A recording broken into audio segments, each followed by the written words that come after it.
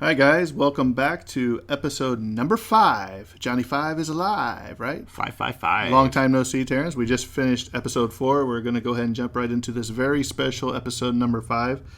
This episode is going to be dedicated to Dell Goodnight. Dell is the father of one of my best friends who is fighting stage 4 cancer. Patrick, I know you know Patrick too, Yep. is his son, and Chris. Very cool guy. With his wife Kayla, or his wife is Becky Goodnight, and his daughter-in-law is Kayla, and his 2 grandkids, Taylor and Caden. Hello. This is one of his favorite movies, so we thought we would do a special edition of the podcast just for him, sending our thoughts and prayers to all the Goodnight family. Much love, and we hope to do this movie justice for you. Sending you positive vibes. Right, and prayers. So we're going to be talking about The Day After Tomorrow, which is a recent disaster movie. Mm-hmm. So, Terrence, you asked me if we had a question, and you was like, you don't have a question for this one, do you, since we just recorded the last one? Of course I have a question for you. Let's do I don't it. just come into these. So, my question to you, Terrence, is this. What famous disaster movie do you think you would fit into and would want to be in, if of the disaster movies that you've seen? Which one would you like to be in and star in? Whew. Okay. I think as far as disaster movies that I would actually want to play a role in as far as the movie goes, so I'm thinking of all the different disaster movies and which ones classify as disaster movies. Because some of them ride a border. For example, 28 Days Later is a disaster movie, but it's also kind of a zombie movie. Right. Now, technically, it's a virus, which makes it a pandemic zombie or disaster movie. But I would have to say, all right, you're gonna have to jog my memory of some disaster movies that have came out. Titanic would be a disaster movie. Oh yeah, no, I wouldn't. I would do terrible. Wasn't there one called like The Inferno or something about the volcano or something? Wasn't there the earthquake one? Oh, the most recent one with The Rock, San Andreas or whatever. San Andreas. I would even consider was it Daylight with Sylvester Stallone, where they were stuck in that tunnel in New York City. Okay, yeah. There was Twister. That's true, classic. And there's the follow-up to Twister was like Volcano, right? Or something like that. Yeah, that wasn't very good. But oh man, I know I'm putting you on the spot. Honestly, if I'm gonna choose 28 Days Later because it is a disaster movie, but it's also in that vein of pandemic. Kind of borderline zombie movie, and I really enjoyed that movie, so I would say that one. I think I can play a role in that. I'm going to go with a movie that was a long time ago. I think it was in the 60s or 70s, and it was the original Poseidon Adventure. And I know you haven't seen it, so I want to make sure you get to see that, and that's why I wanted to have it in recording, so you Gotcha. jogged your memory. But it was basically a boat that was turned upside down, and it's just really cool. You need to watch it. It's got a lot of famous actors and actresses in it. Gotcha. But don't watch the remake. You know, the original is usually always better, as we have discussed before. So, well, with that being said, let's hop right into The Day After Tomorrow. All right. So, our outline, as usual. First, we're going to go over some of the well-known facts, well-known information about the movie, such as running the numbers, how much money it made, casting, who wrote it, directed it, so on and so forth, some of the technical stuff as far as camera and film goes. And then we will go into fun facts and trivia. From there, we will state our opinion on the movie, give it our own kind of rating of watch it, don't watch it. And then, since we've already read our comments and emails in our last episode, we'll just, cut it with a closing after that. And so with that, we will jump right into The Day After Tomorrow. So the release date for this movie was May 28th, 2004. Its budget was $125 million estimated. Since it wasn't that long ago, with inflation and stuff, we're looking at $168 million, which is still pretty good chunk. Not as huge of a gap as the earlier ones, but that's still a noticeable gap. Oh, yeah. The inflation just keeps going up, but people's wages stay the same. Have you noticed that? Right, exactly. Its total gross in the USA was $186 million. Worldwide gross was $544 million, so this did pretty well overseas. Mm-hmm. Its runtime was 2 hours and 4 minutes, so we're looking at a pretty long movie. Which, when you watch it, it doesn't feel that way. No, because you were right there with the action, and exactly. The story just flows, and you're just caught up. You know exactly, what I mean? And that's how you know a movie's good, is when it's really long and you don't notice. Like when it ends, you're like, "Is it over already?" This was directed by Ronald Emmerich, and it was written by Ronald Emmerich and Jeffrey. Oh, I'm gonna butcher this. Nachmanoff Sounds kind of Russian. Nachmanoff, maybe. I don't know. So the sound mix, we're looking at DTS, Digital Dolby, and SDDS. Another color movie. Once again, anything after, I would say, the 60s, or like probably even before, anything black and white was an artistic choice. So at aspect ratio, we're looking at 2.39 by 1. Its camera was the Arriflex 35 IIC using Zeiss Ultra Prime lenses. Now, the Arriflex is a global. They do global motion picture equipment. A little bit of a tongue tie there for me. And then they also do lenses themselves, but they decided to go with the Zeiss Ultra Prime lenses. Now, these are both still very relevant companies. They still make equipment to this day, and you can still find their equipment on set. I mean, this was only not that long ago. At least it feels like 2004 wasn't that long ago. That's 15 years ago, right? But yeah, no, a lot of their equipment is still very prevalent. They use multiple cameras in this. They also use the Arriflex 435. The Zeiss, once again, we're looking at Zeiss Ultra Prime lenses. The Movie Cam Compact, more Zeiss. And then the Variable Prime and NGNX Optimo lenses. So they did go for a different lens on another camera, probably for special shots during the movie. Then we have the Movie Cam SL and the Zeiss Ultra Prime lenses and the Variable Prime lenses. This was filmed in Deluxe Hollywood, eFilm Digital Laboratories Hollywood, and Technicolor Montreal, Canada. So there were some scenes that were filmed in Canada. And most of it was filmed in Canada. Yeah, you'll find so out. that's a good that's a cool little fun fact already. Its film length, we're looking at 3,380 meters, Germany, and 3,397 in Switzerland meters. And I wonder why that difference happens. Now, given it's only a couple frames, a couple meters, so 80 to 97, so it's not too big of a difference, but there is a difference that, I wonder why there's a difference between Germany and Switzerland. Then we have the negative format, back to the age-old 35 millimeter Kodak Vision, the 200T 5274, and then we're looking at the cinematographic process, which is digital intermediate 2K master format, and Super 35, which I do have a little bit of information about Super 35. So Super 35 is the motion picture film format that uses exactly the same film stock as standard 35 film, but puts the larger image frame on that stock by using the negative space normally reserved for the optical analog soundtrack. So basically, it's taking up extra room in some different kind of way on the film itself. And then finally, we're looking at the 35 millimeter for printed film format and D-Cinema, which is Texas Instruments DLP. So basically, in short, what we're looking at is an early DPL. Remember, I was talking about that, and that's what we're looking at nowadays, where they have the big digital. This is an earlier version of that, where they start going from actual film and moving into digital. So some of this was on film, and some of this was on digital, which is very interesting. And something that, since we were in a rush to try to get this out, I didn't look up the awards. So if you want to do that when I'm going through the cast or something, absolutely. After you can go ahead and do the synopsis, and I'll start running through the cast. And then okay, yep. That way, I want to make sure we hit, at least if they hit anything major, you know what I mean? All right. I'm looking at this big word. Which one? You have the right at the beginning. Paleoclimatologist or whatever it is. All right, here we go. Synopsis. I'm going to butcher that first word, I'm telling you. All right. So just put a scientist in now, too, so you can. A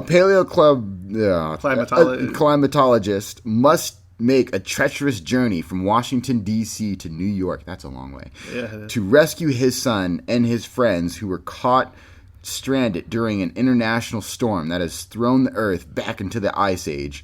Will Jack Hall reach his son in time to save him from his impending doom, or will he die on his treacherous journey to reach him? I don't know. Do you know? I know because I've seen the movie. Exactly. I do know, and I love this movie. So yeah, with that, we're going to jump into cast, and while he's doing that, I will look up awards. All right. So obviously, the pretty much the main two actors are Dennis Quaid, who played Jack Hall, and Jake Gyllenhaal, who played his son Sam Hall. Did you know it's pronounced Gyllenhaal? I did not know that. Yeah. He'll always be a Gyllenhaal to me, though. Emmy Rossum played Laura Chapman. Dash Mihawk played Jason Evans. Jay O. Sanders played Frank Harris. Sella Ward, Dr. Lucy Hall. Austin Nichols, JD. R.J. Smith, Brian Parks. Tamlin Tomita, Janet Tokata. Sasha Royce, Parker. Ian Holm played Terry Rapson. Nassim Sharara played one of the Saudi delegates. Carl Alaki, maybe? It was a Venezuelan delegate. Kenneth Welsh was Vice President Becker. Michael Gish Abdul Samah.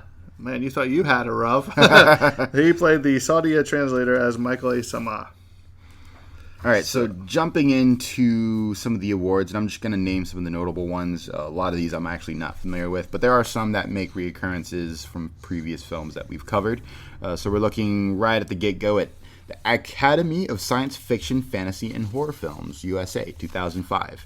It won the Saturn Award, back with the Saturn Awards. Several movies. I'm sorry, it didn't win anything, but it was nominated for Best Science Fiction Film, and also a nomination for Best Special Effects, which it did have. It was really fantastic, good, especially for the time.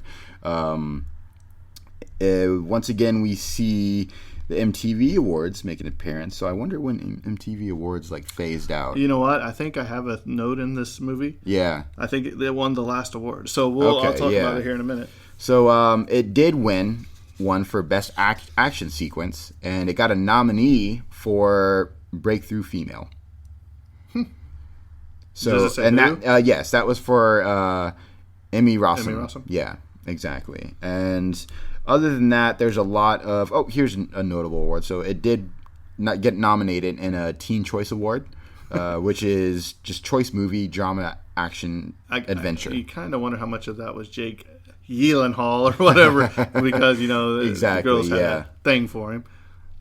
And then let's see, yeah, those are the most notable ones. Then there's a lot of smaller awards that I've never heard of. I believe the BAFTA would be the only other one that's mentionable. I don't know what BAFTA stands for. I'll have to look into that. But they were the winner for Best Achievement in Special Visual Effects. So the big thing about this movie that was very prevalent is its special effects. Very breakthrough at the time, and it did a very good job. So with that, closing out the awards section. Yep, closing out the awards section. All right, we're going to dive right into the unknown facts trivia for Terrence, because I didn't even copy these notes off for Terrence, so he's coming in blind. I like it, because his reaction is so much more.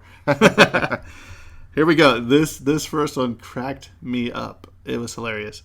20th Century Fox invited a group of scientists to preview the movie and marvel at the science behind it. The scientists were not impressed, and one scientist even said that it was enjoyable nonsense. That's hilarious. It is hilarious. So what's funny about that is they want scientists to marvel over it, but it sounds like they didn't consult scientists to do it. Or here we go. Okay. Here's the second point was NASA scientists were sent a request to review the theories of the storm in this movie. They stated that there is no way that this could occur. NASA even sent out a letter to all its employees saying that none of them were allowed to talk about the likelihood that the events in this movie could actually happen. NASA later rescinded the statement. Now, my question is, why would NASA say, it couldn't possibly happen, then tell other places, don't say the likelihood that it could happen. So does that mean it could happen? I know, right? You see what I'm saying? Because they're always a lot of different things. I mean, even now, given it's not on the level of Day After Tomorrow, but there have been some freak events that have happened in our day and age, much after this movie, but just in the recent, I'd say 5 years. I mean, just last winter, it snowed in LA, which that And now that Hardly has, ever happens. yeah, pretty much. Like I know it's happened once before, and it was like a long time ago. But the fact that it happened again, it's like, okay, what's going on? I believe now. I don't remember what state it was in, but I believe a tornado landed into a state that never gets tornadoes, and it might just be outside of that, tornado alley kind of thing. But still, I remember that happening. I just don't know where. And some other incidents here and there, and then there's always the threat of some incidents that we're just always worried about. Of course, there's the big San Andreas earthquake that California is constantly worried about, and then there's multiple active volcanoes that people are worried. There's the one in Iceland that in 2000 and I want to say. Well, there's some volcanoes that are becoming active now that haven't been active in years, decades. Exactly. I remember some speculation about Mount St. Helens again. Mm-hmm. So that would be devastating if that happened again. And even said to be worse than the first time. So right. It's even though it might not happen like in the movie, it still gets you thinking of some of the real threats that we're facing today. So that's really interesting. In 2008, Yahoo claimed this movie as one of its top 10 most scientific inaccurate movies. So this right now, it's not even starting off on a good note with the scientists. It was the science, yeah. Well, but it was very entertaining, right? And I think it's funny that that statement alone dates itself. Right, listed on Yahoo, 2008, just Yahoo in general, because to think that we always used to use Yahoo, now it's we Google, did. Right. The Army lent a couple of Black Hawk helicopters to help in the rescue scene. The Canadian government had to ensure their people in Montreal that they were not under attack by the USA. Can you imagine looking out the window to the helicopter? What's going on? USA's finally snapped. The river crossing scene was actually shot on the Mexico-U.S. border, and the extras for the film were actually crossing the Rio Grande into Mexico. Oh, snap. Yeah. Here's something that was interesting. Having a major catastrophe hit New York worried some people since the film was released shortly after 9/11. However, many people in the theaters in New York cheered when New York got hit with the gigantic tidal wave. So I'm thinking, it was far enough removed that, hey, we're in the movie again, in New York. Exactly. Even though the terrorists tried to take away what we were, that, hey, we're still a prominent city in the U.S. Exactly, yeah. Somehow, now, you're going to love this one just because I know how you are. Somehow, the South Park creators got a copy of the script before pre-production. They were going to shoot the movie word for word using only puppets and release it on the exact same day. A lawyer had to talk about it. I wish they would have. See, I knew it's so great. I knew you would get a kick out of that one. Yeah, no, those guys are hilarious. Sam and his friends were supposed to be only 11 years old in the script. They changed the age to 17 for the film because they wanted Jake Gyllenhaal. Thank you. To play the part. Huh. Okay. Yeah, that makes sense. All the breaths seen coming out of the characters' mouths were added by CGI after they were done shooting the scenes. It was cheaper than actually freezing the entire set. And they're in their cast. The director knew that the Statue of Liberty in all likelihood would topple over due to the huge amount of water that came in, but the director wanted a symbol of hope and values that the American people would recognize and stand up for. Okay, yeah, I can see that. That's a pretty good artistic decision there. Now this one's really big. At least 1,000 digital artists worked on this movie. Wow, yeah. That is a lot of people. But if you ever seen the movie, there's a lot of CGI going on. That too. And you got to realize that when it comes to digital effects, the reason why there's so many people, there's like one person for one particular thing. So you have one person who, sculpts it, another person who wires the animation, another person who rigs it, which is like all the movements and stuff, and then you have another person who textures just this particular texture, color, so on and so forth, color. So you have shadowing, so shading, many different people who are doing one specific thing, and it's just it's a really long process. So anytime, and even today, when you do digital, when you see digital and it's really well done, in particular, you just have to take time to appreciate it because the time that goes into it is. There's a lot of time. That's why it's so expensive to do CGI. Not only that, but man, do you remember like the old Disney cartoons? How long it took them to hand draw those the animation movies. So that's why I appreciate a lot of the older cartoon movies from Disney, and they're like Snow White and all of them, because you know how long it took them to do that. Step by step, man. But today, yeah. The Red Cross actually set up several stands around the U.S. with information on how to survive natural disasters for people worrying who had just watched the movie. Passing out pamphlets of what happened in a tornado or fire. I think it's always good to every now and then bring up sort of the, hey, make sure, depending on where you live, you have a disaster preparedness kit ready to go in case X event happens and we're in your state. I'm glad we're talking about this movie now, because especially living so close to, like the tornado season coming up, people are not prepared as well as they should be. Exactly. Because they're like, oh, it'll never hit us. So, exactly.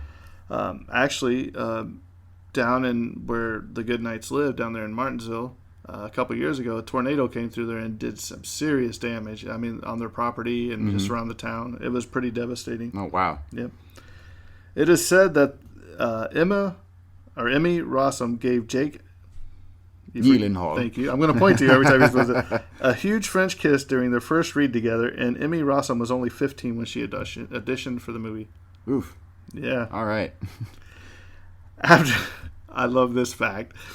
After the first round of the party, Sam's, those stickers that says, hello, my name is? Yeah. You know what his name says after the first round? What does it say after the first Yoda. I love it. I remember now. Yeah, that's great. The ice shelf at the beginning of the movie was all CGI and lasted over 2.5 minutes. Oh, wow. That's a lot of CGI. Yeah. Roland Emmerich first got the idea for this movie when shooting The Patriot in 2000. Have you seen The Patriot? I love The Patriot. It's a good movie. We need it. We might have to. Yeah. He said that shooting outside depended on the weather, and he wished he could control the weather somehow. That makes sense. I mean, if you're shooting The Patriot and most of it's shot outdoors, you probably rain. Yeah. All that elements. And shooting outdoors in general is a very tough task, and I commend for anybody who tackles it, because when you're in a studio, you control the lighting and everything else. And the sun's only there for a short amount of time. Exactly. So when you're filming outside, that's an extra element you have to worry about, because you can only control the lighting so much, but it's going to change, and you're going to have to either adapt it. It's either going to have to be changed through editing, or you have to wait till the next day. Exactly. Wait till the next day, because you have this very small open window to keep consistency, and your takes have to be nailed very quickly. Oh, yeah. The Coming Global Superstorm book by Art Bell and Whitley Strieber was used for reference for the movie. Do you know who Art Bell is? I believe so. It rings a bell. You have to. He's dead now, but he used to host a radio show early mornings called Coast to Coast AM. It talks about UFOs. Okay, gotcha. All that. Roland Emmerich donated $200,000 for planting trees and energy renewal investments to combat the carbon dioxide effects from the movie. Okay, wow. Yeah, so he planted a bunch of trees. Yeah, no, that's pretty awesome. And I think they said it was the first time somebody's done that in movie cinema history. Yeah, I wonder if it's been done again since. I don't know. Roland Emmerich had started writing the script for this movie sometime after The Patriot, but stopped after 9/11 because he didn't think the timing was appropriate for a disaster movie. Okay, yeah. That's probably a decent choice. Right. I mean, it was definitely a tough time for everybody. For everyone. I mean, not only because of the events and those who lost. Well, let me ask you, where were you during 9/11? I remember waking up that morning, and my dad was already at work, and I believe my mom was watching the news. I believe I had the day off. Of school? Yeah. And I remember my mom talking about it, and wow, okay, the base is probably going to close down, which it did, because obviously all the bases go in high alert when an event like that happens, because my dad was also in the military. Was he Navy? Yeah, he was Navy. He was a CB also, so dirt sailor they like to call us. And so I remember as it was happening, just my mom explaining it, and then me trying to wrap my head around it, because I was 11. It was 2011, yeah? Right. Okay, so yeah. I'm sorry, 2000. It was 2001. Yeah, so I was 11. So I was just trying to wrap my head around what was going on.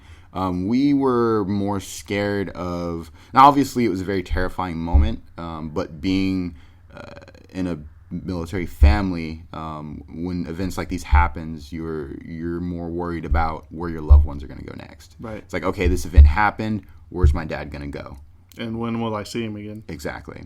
And so that was really the big fear for us, because we were in California, I believe, and so very far away from where all this happened, but we did have some friends of the family who were affected, and we were there and supporting them, but we were also worried about what was going to happen with my dad and other people we knew who were also in the military. I know, of course, they have a duty to their country. They're going to do what they're going to do, but we're just hope that everything is going to be okay in the end. Right. Well, I was on my way home from work. I remember because I worked third shift, like the overnight shift. Yeah. And I was listening to radio, and I got just about home. They said, a plane has hit one of the World Trade Centers. And I thought, well, maybe it was just an aerial accident, because sometimes they hit buildings. As a matter of fact, right up the road, around my birthday one year, a plane ran into one of the Ramada Inns hotels. So I thought that might just be it. And then when I got home and turned the TV on and seen what was happening, then I was watching live when that second plane hit. And I was like, whoa. So then that's when I was up the rest of the day, and it's just a sad time for America. Yeah. But what we came through bigger and badder than ever. Yeah. All right, back to it. This is the highest grossing film ever to be made in Canada. Okay, wow. Has the biggest opening weekend gross for a movie that did not reach number one at the box office. Interesting. I wonder what beat it out. I looked it up. I want to say like My Big Fat Greek Wedding or something. I don't really know. I can't. That's just something interesting. Just little quick quip on the previous fact about it being the highest grossing in Canada. It's interesting, but also not surprising. And surprising enough, the biggest other sort of movie making film industry that rivals Hollywood is China. So they're making big breakthroughs in as far as movies and television goes, and some people are even going out of their way to hypothesize that by in the next 3-4 years they're going to be grossing more than Hollywood, and it's actually going to be bigger than Hollywood. So that'll be interesting to follow. The footage of the plane that crashed in the Midwest before the FAA's flight ban is actually a stock photo of a January 1990 Avianica Airlines crash on Long Island. The hurricane footage is of Hurricane Iniki, 1992, in Hawaii. It was shot by Roland Emmerich's assistant Aaron Boyd, who renamed the storm Hurricane Noelani after his Hawaiian wife. The UK blizzard footage is from January 2002 report. I love this fact because I always, when I watch movies like this and you can tell it's actual footage, I always wonder what the footage is from. Right. And so I really like that. That's awesome. At the beginning of the movie during the climate conference, Dr. Hall tells the vice president that the last time a piece of the shelf broke off, it was the size of Rhode Island. This is actually a fact from 2002-2003 about a piece from the Larson BI shelf that broke off and was actually the size of Rhode Island. Jeez, that's huge. When the people of New York are walking on ice, the police officer's vest is covered and only ice is available, ICE. So that's a nice little nod. Yeah. 9 special effects houses worked on this movie for over a year. Yeah, with 1,000 people working on that, I'm surprised it's not more, actually. Right. During the filming of the tsunami scene, Jake Gyllenhaal had to use the restroom so bad that he went into the water tank. Hey, when you gotta go. You gotta go. The famous New York Public Library is known for its iconic lions. The filmmakers used lamps instead of paying the fee for the filming of the famous institution. Therefore, the filmmakers got away with taking advantage of the public area right to film. So a little way to save money. Exactly. The helicopter used to make the wind was loaded with sand to make it heavier and have to use more downward thrust, therefore creating more wind. Huh. That's interesting. That's pretty cool. Yeah. Physics. Who knew? Pretty much, yeah. Here you go. Are you ready for this one? Do it. Lindsay Lohan was almost cast to play Laura. Really? Yeah. Ooh. Kind of glad that one didn't go through. This movie was promoted with a doomsday clock in theaters. It had the countdown. Yeah. I like when they do little extra stuff like that. The channel that the president is giving his thanks to third world countries. You know what channel it was on TV? I don't remember. The Weather Channel. Oh. I thought that was pretty funny. The composer, Harold Closer's score for this movie landed him the Aliens vs. Predator in 2004. And it was a really solid score. Yep. The wolves attacking the ship only took 5 days to film, Yeah, a lot of it was CG. right? So I can see that. I wonder how long the CGI took, though. It only took 5 days to longer. film. Yeah, but right. it took a lot longer to CGI. The tornado destruction of Los Angeles was the Best Action Sequence Award given by MTV's Movie Awards before the award was discontinued. Oh, okay. So this there we was go. right before. Right. It, So you're looking it was at all what? done. About 2006, maybe 7. Yeah. The books Sacred and Gone Baby Gone are seen on the back of Jack's bed. Huh. Now I have to watch it just to catch all these little things. I feel like that every episode we record. I'm like, I gotta rewatch it so I can catch these That's things. why we're doing this podcast. Yeah. So, some movie posters had depicted a fallen Statue of Liberty. This has also been used by Planet of the Apes, Escape from New York, and Jupiter Menace. I remember seeing that, but later... And Jay and Silent Bob Strike Back. But later they said that... I think it was when the DVD came out. Yeah. That I think they didn't show that anymore. When the special edition came out, they showed the Brooklyn Bridge or something. So Really? They didn't I show saw the version with the Statue of Well, I mean, I Liberty. think I have the Statue of the Bridge, but I'm Yeah. saying the later releases it shows the Brooklyn Bridge and not the Statue of Liberty. Because in the movie, the Statue of Liberty, it's not over. It's froze up to the... That's true, yeah. Kirsten Dunst had a small cameo when Jack is on the phone with his son. She is seen with her sweater pulled up to her mouth to stay warm in the background. Huh. It's always interesting when you have high-profile actors That's as just a background little... characters. Yeah, that you don't even realize. Yeah. In the scene where the tornado hits L.A., you can see the New York skyline. Huh. So That's pretty hilarious. Yeah. Especially to like natives in New York, be like, wait a minute. Or even somebody in LA is like, what's this? Yeah, exactly. The bus driver who was hit by waves of water and died earlier in the movie shows up in the library. When Jack jumps over the gap in the beginning of the movie, he is holding tubes. When he falls, he has an axe pick. Okay. Little bit of it's magic Oops. there. Yeah. Positions of the nearly sunken ships by the Statue of Liberty changes between shots. Okay, yeah. That one I think I caught. Yeah. Yeah, that sounds very familiar. Well, here's one. How about this? All the library windows seem to have been blown out by the snow and cold air, except the room where the group is staying.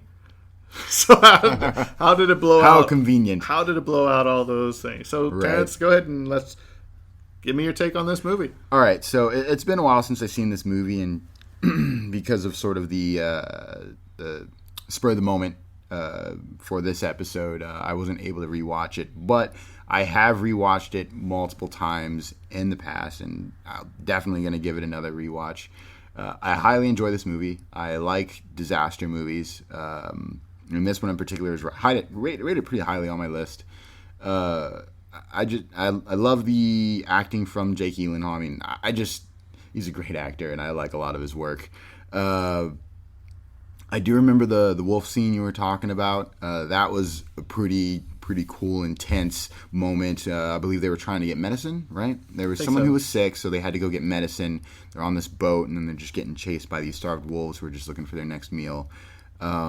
And then the bounce between what's going on in the library and then his father making that trek to save his son. It was a nice sort of a journey story at the same time, survival story. And I did find that the one scene really sad where they're going over the mall and the glass breaks and he has to cut the cord and see his friend go. Right. That was a pretty emotional scene. But yeah, it's as far as do you know what this is rated? I do not know. Let me look it up while you're so, talking. Yeah, okay, so I'll keep going. So as far as watch it, not watch it, as soon as we pull up the rating, I can definitely recommend. It's a family movie. I particularly remember watching it with my family. This came out in 2004, so I was 14. I watched the movie. I enjoyed it with my family. It's PG-13. PG-13. Okay, so depending on how you actually abide by those ratings, it can be a family movie. It could be for some of your older kids and yourself, or maybe just a yourself movie. Now, I do know some parents screen movies before they watch it as a family. Either way, I want to say this is definitely a must-watch movie. If you like disaster movies, absolutely a must-watch movie. If you're not too much in disaster movies, I would say give it a chance. It might change your mind. I think it was a really well done family. I want to say family movie because it's about a family, about Exactly, a guy, yeah. the love for his son, the stuff that he goes through just to get to him. You know what I mean? I rather enjoyed this film. It's been a while since I've seen it, but I remember, that iconic scene of the Statue of Liberty where they're walking in. You see the Statue of Liberty's head step. Yep. And I was like, wow. And it makes you think about what if something like that really happened? How far would you go? What would you do if this happened to you? So I say, yeah, give it a watch. From what I remember, it's been a while, but I really enjoyed this movie. I know you like this movie, and I know that Mr. Goodnight likes this movie. So if you like our podcast, you can reach us, or if you have a question or comment or review, you can reach us at thetragedyofcinema@gmail.com. And then you can leave comments on iTunes. Right. That's the biggest way to help us present this is to get a review onto iTunes. The more reviews you get on iTunes, the higher you move up in the charts. It's easier for people to find you. Even if you don't have an iTunes account, you can go create one. Even if you don't have an iPhone or iPod or iPad, you can create an iTunes account, and you can just go on there, search us out, and leave us a review. You can also find us on Stitcher, Spotify, Google Play, and Apple iTunes. Yep. And it really does. And also remember, we read the comments. So if you want to hear a shout out for yourself, we'll read your comment. We always enjoy reading them, and we enjoy just knowing that people like our content. Right. And actually, 2 days from now, I'm going to have lunch with somebody that suggested a movie to us that I think I'm going to bring him on the podcast. Okay, nice. And I won't tell you the name of the movie. I'll tell you off the air because I want it to be a surprise. Yeah, but exactly. Also, we have somebody that texted me last night that he's really upset that I didn't invite him to be on the podcast. I actually tried to, before I met you, I actually was trying to find him, but he had deleted his Facebook account. Yeah. Because he was one that we always talk movies, and now that he's back on it, he's going to be helping us out. I'm going to put him to work doing some research in the background. Going to be part of our research crew. Yeah. So we're going to bring him on as. So Rob, if you're listening, he's going to be part of the background team. We'll officially once he help us with some of our research, we'll do an official introduction for him. And his son and one of his friends are going to be working on a new logo for us. So once they get that up, I'm going to shout out their names and support them, and you guys will be able to see them. And thinking about getting some T-shirts made for me and Terrence, and we'll see how they look. Definitely and everything. Some hats, because we're hat wearers. Yeah. We like wearing hats. And we'll see how they look, and if people see them and comment them on us on our social media or whatever, then or you want to email us, say, hey, where'd you get those? Then maybe we'll see about making some and selling them. We're also talking about doing Patreon. If people don't know what Patreon is, it's where you pay a monthly fee, whether you could go from $1 to $2 million if you want a month. Yeah. But you do that, you get some extra bonus content. And we're thinking about, for doing the Patreon, we're going to be talking about TV shows. And when we say TV shows, one episode is going to be on an entire series of a TV show. So, like, let's say Little House on the Prairie. We would cover the entire 12 seasons or whatever of Little House on the Prairie on one episode. But it's going to be a longer episode. It could be like 4 hours long. Where we might have to record a couple of days, but just splice it all together, or we could do multiple episodes of it. But yeah, that's what we're looking at.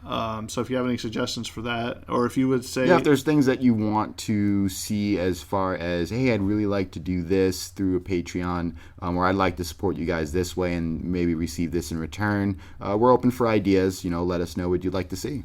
Right. So once again, this was a special episode.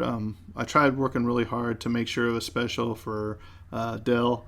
I call him Dad Goodnight, and Mom Goodnight, if you're listening, let you know that we're praying for you, and Patrick and Chris and Kayla and the kids, that we love you, and we wanted to do something a little special for you. I know we were going to try to get some messages put on here for you guys to put on the end for a future memory, but we didn't get that to happen, so maybe eventually we can do a little update or something if you guys decide that you want to do that, and maybe we can add it onto it or something.